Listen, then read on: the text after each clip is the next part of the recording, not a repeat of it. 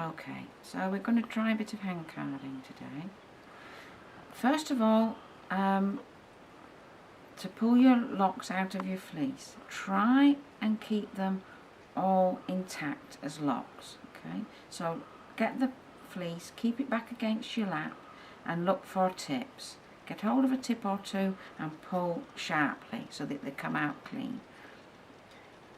So get hold of a tip and pull sharply so that it comes out clean. One or two locks at a time, hold the rest back and pull sharply.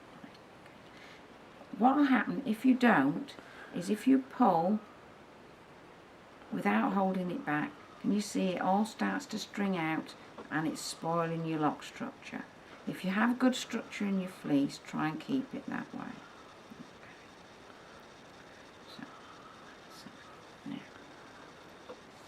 So to load the carder, what we need to do is to look at the individual locks and make sure that there's no vegetable matter or any shortcuts. Shortcuts are more likely going to be at the butt end. So just open that out. Make sure you do the teasing out away from the carder. You don't want to drop all the bits of VM and stuff into the teeth. Okay, so tease the locks open slightly and lay them on the carder. Probably around 3/4 of an inch to an inch down from the back. That will depend a little bit on the length of your fleece. Flat of your hand on top, take hold of the tip and pull down and out. Okay. So tease the locks open slightly. Make sure there aren't any vegetable bits or second cuts. Lay the lock on the carder, flat of your hand, and pull out and down to get it nicely attached. Okay, these are quite bulky locks, so we're only going to need a few. It's much better actually if you can do several small rolags instead of trying to put too much on and do it all in one go. They work a lot better and they come out nicer. It's much easier to do it that way. Butt on, flat of your hand, pull the tips down and out. Okay. Now the reason for putting the butts on the carder and the tips hanging over the edge is even though you've washed it and you can actually see the colour on these, you may not see it in the video, but if there's any dirt going to be left in your fleece after you've washed it, it's going to be in the tips. So if they're overhanging the front of your carder, once you open those up, all that dirt that's left behind will fall away onto your lap and out of your wool. Okay, so right, we're ready to start carding now. So for the stationary carder, you want to lay the handle in the palm of your hand, fingers upwards, and curl 3 or 4 fingers around it and try and keep them flat out of the way of the teeth when you start to work. Okay, this carder needs to be stationary on your lap. Okay, if you can cross your knees, the best way is to cross your leg like that and put the carder on the top knee there with plenty of space to work into. If you have a bad back like I have and you can't cross your legs for very long, then what you do is you put this foot down on tiptoe or maybe on a small stool, and then you lay this leg out of the way so that you've got plenty of room there and you're not going to catch your cloth all the time. Okay, right, so the top carder, the working carder, rather than left and right, we'll refer to them as stationary on your knee and working carder in the other hand. Then you can card whichever way you want to. So the working carder, again, you want to lay the handle in your palm and wrap 3 fingers firmly around it. Good tight grip. And then you want to splay your finger and thumb on the back. This means that it's going to keep your wrist nice and sturdy and you'll be able to card quite a while without hurting your wrist. Okay, so to start off, what we want to do is we want to take the first few rows of teeth on this carder and we're going to just card whatever's overhanging. So just 1 or 2 short strokes just to open that fibre out, and then all the bits are going to drop away onto your knee.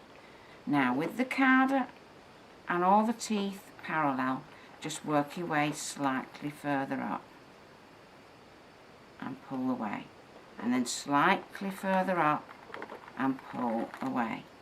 And when you're pulling away, make sure that you do break those fibres and you don't come around for your next pass with the fibres still attached, as they're just going to curl up and make knots. Okay, so make sure you completely break the fibres. Okay, and then work your way up, and you probably want 5 or 6 passes. And then the very last pass should be with only about 1 inch of the teeth overlapping on each carder. So come right down the whole way across. Okay, and we're looking for a nice even spread of fibres on both cards. Okay, now these fibres now are nicely opened and fluffy, but where we loaded them, they're still quite compacted. So we're going to now turn those fibres over and get at the other side. So the top carder, the working carder, wants to teeth face you and take the stationary carder up to the back.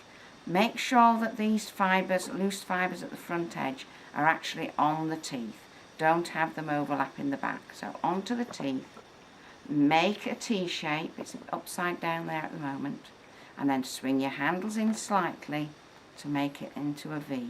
And push down with one and up with the other. And the fibres are all transferred over. Okay. Turn, put the stationary carder back onto your knee, turn the working carder back over the original position and start at the front edge. Just a few strokes on the fibre, a couple of strokes with anything that's overlapping, and now work your way up. Okay. Now I should mention here that yes, you need to keep the teeth just gliding over each other. If your carders are flat, you need to be parallel at all times so that all the teeth are in contact.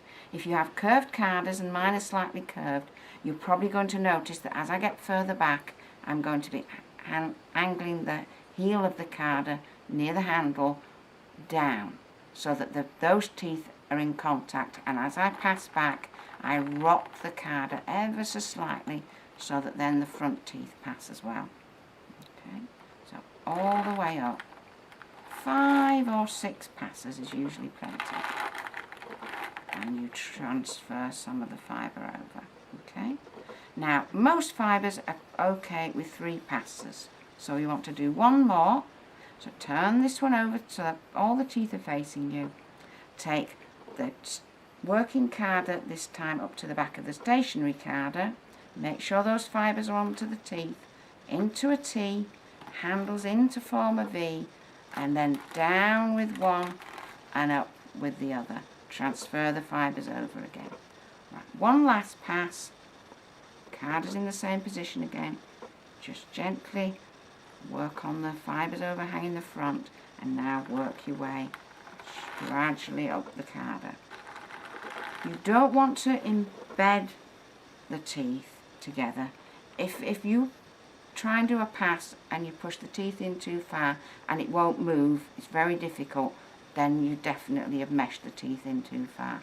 Try and keep it light so that they're just scraping over the surface.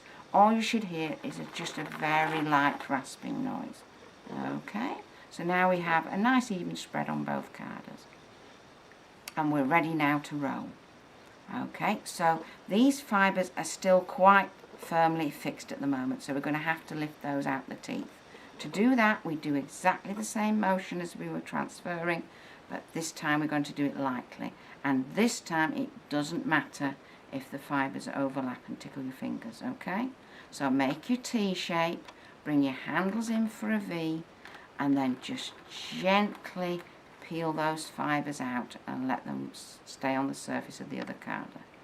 And straight back the other way, very gently again, make a T, handles in slightly to make the V shape, and then pull them one down and one up, and just have the fibres floating around loose on the teeth there. Okay. Now, to roll the rolag, lay the stationary carder across your knee, put it on one side and have the handle on the other, so that it will stay there without your hand. This hand needs to be free to control the fibres. So I'm just going to make sure that they haven't come off at the edges, because as soon as you free them, they spring out everywhere. Okay, pat them into shape. Now with this working carder, I'm not actually going to use the teeth this time. I'm just going to use the angle between the wood and the first row of teeth there. And I'm going to lay the flat of my hand on the fibres, and I'm just going to bring the edge of this carder under and turn those fibres over. Lift your hand up and catch them, keep them into a tight little roll. Come underneath and roll over. Make sure they don't escape at the edges. Keep that down to the carder. Keep it tight and neat. Come under and push it over, and under and push it over. When you get to the back, keep your hand there, keep it trapped so it can't escape. Lift it completely clear, back down to the front of the stationary carder, take your hand out the way, and this one's still on top. Now with a bit of firm pressure, you want to roll just once, right the way across to the handle on the lower carder, okay? And then when you take that away, you'll have a nice, firm, compact, even rolag, okay? And if you hold that to the light, there shouldn't be any thick spots or ridges.